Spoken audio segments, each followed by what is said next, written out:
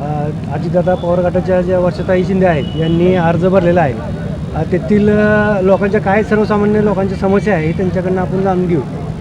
नमस्कार, सोमी वर्षा राणी रमेश शिंदे, राष्ट्रवादी महिला काँग्रेस पार्टी जिल्हाध्यक्ष. आज दादा फॉर्म भरायचं कारण असं की जर वाकरी झडपी गटाच्या अंतर्गत जे 14 गाव आहेत त्या गावाच्या अंतर्गत पाहिलं तर मूलभूत सुविधा, रस्ते, वीज, पाणी यासारख्या, आरोग्य यासारख्या बहुतांश सुविधा अशा आहेत की काही प्रमाणात रखडले गेले आहेत, काही प्रमाणात ते पोहोचले गेले नाहीत. तर त्या पोहोचवण्यासाठी त्यासाठी ह्या जिल्हा परिषद ह्याच्यामध्ये मी फॉर्म भरलेला आहे. केंद्र सरकारची जी आहे हर घर जल योजना, त्या बाबतीत ही लोकांच्या बऱ्याच समस्या आहे, प्रत्येक ग्रामपंचायत समस्या आहे, त्या बाबतीत तुम्ही काय कार्य करणार? नक्कीच वाकरीमध्ये सुद्धा हरघर ही योजना काही गोष्टी पूर्णत्वास आलेली नाही आहे. तर ते काम कशा पद्धतीनं पूर्णत्वास नेता येईल, सर्वसामान्य वाड्यावस्तीच्या कुटुंबावरती हर घर जल हल ही योजना कशा पद्धतीनं पोहोचवता येईल त्यासाठीच ZP-मध्ये जायचं आहे. कारण की एका पदावर आपण काम करत असताना तेवढे संविधानिक अधिकार आपल्याला नसतो, पण ज्यावेळेस ह्या निवडणुकीअंतर्गत उतरायचंच कारण हे आहे कारण की बऱ्याचशा अशा समस्या आहेत, प्राथमिक आरोग्याच्या महिलांच्या सुविधा असतील, पाण्याच्या सुविधा असतील, म्हणजे छोट्या छोट्या बेसिक सुविधासुद्धा सर्वसामान्यपर्यंत पोहोचवल्या जात नाहीत. मग ज्यावेळेस तुम्ही ZP-च्या अंतर्गत जाता त्यावेळेस तुम्हाला तो अधिकार राहतो, त्यावेळेस तुम्हाला तुम्ही समस्या मांडू शकता आणि ते मांडण्यासाठी मी यामध्ये उतरलेली आहे. आपण राष्ट्रवादी अजित पवार गटाचे महिला जिल्हाध्यक्ष आहात. काल सुद्धा प्रदेश उपाध्यक्ष समाधान काळे यांच्या पत्नीने सुद्धा अर्ज भरला.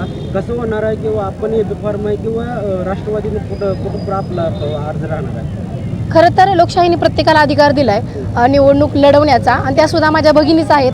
बघूया जो तो ज्याचा त्याचा प्लस पॉईंट ज्याच्या त्याच्या कामाच्या जोरावर, ज्याच्या त्याच्या पॉझिटिव्ह सकारात्मक दृष्टिकोनातून फॉर्म भरतोय. मी माझ्या कामाच्या जोरावर आज 2 वर्ष मी कार्यरत आहे. पक्षाची ध्येय धोरणं सर्वसामान्यपर्यंत पोहोचवलेत, सर्वसामान्याच्या ज्या शासकीय योजना आहेत ती इतर घटकांपर्यंत पोहोचवलेत. त्यामुळे 2 वर्षात मला चांगल्या प्रकारे माहीत आहे काही गोष्टी अपूर्ण आहेत, काही गोष्टीवर भर दिला जाईल जेणेकरून त्या गोष्टी सक्सेस होऊ शकतात. त्यासाठी मी माझ्या कामाच्या जोरावर आणि जनतेने मला खरं तर आग्रही धरून ज्या मायमाऊलींपर्यंत मी पोहोचले, ज्या शेतकरी वर्गापर्यंत पोहोचले, ज्या सर्वसामान्य कुटुंबापर्यंत मी पोहोचले.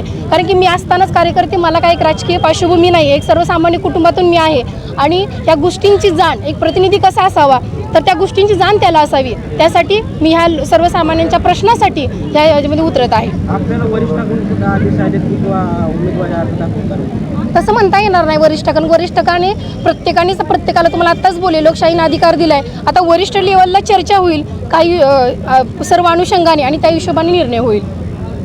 ग्रामीण भागातील महिलांच्या ज्या समस्या आहेत त्या बाबतीत तुम्ही काय उपाययोजना करता? खरं तर ग्रामीण भागात महिला भगिनींसाठी बघितलं आता उमेद बचत गटाच्या मार्फत महिला भगिनींचं खऱ्या अर्थानं सक्षमीकरण होतं आहे, पण त्यामार्फत त्यांना एक मॉल उभा करणं गरजेचं असेल. कारण की आर्थिकदृष्ट्या महिला सक्षम असेल तरच तिथे पुढं नेतृत्व करू शकते. आरोग्याच्या सुविधा बेसिक आहेत. सध्या वाकरी गावात सुद्धा प्राथमिक आरोग्य उपकेंद्र पाहिलं तर ते जे गेल्या 1.5 वर्षापासून मी फॉलोअप घेते, पण त्या इमारतीसाठी मंजूर होत नाही, ते काम पेंडिंग राहतं आहे. म्हणजे सर्वसामान्य ज्या शाळा वाड्यावस्तीवरच्या त्या वाड्यावस्तीवरना कंपाऊंड नाही आहे. मला भर खरं तर ZP-च्या शिक्षणावर शिक्षण संस्थेवर द्यायचा आहे. तिथं पट पण आहे चांगल्या पद्धतीनं, पण काही ठिकाणी शिक्षक अवेलेबल नाहीत. कारण की आमचा विकास हा ZP-च्या शिक्षणातून झालेला आहे आणि चौफेर होतो, गुणवत्ता आहे, पण काही गोष्टी आपण तिथं सुविधा पुरवण्यात कमी पडतो. मग त्या सुविधा देण्यासाठी, कारण की शिक्षणाने माणूस प्रगल्भ होतो आणि जर शिक्षणाचा पायाच मजबूत झाला तर भविष्याची पिढी अगदी सक्षमदृष्ट्या व्हायला काहीच अडचण येणार नाही.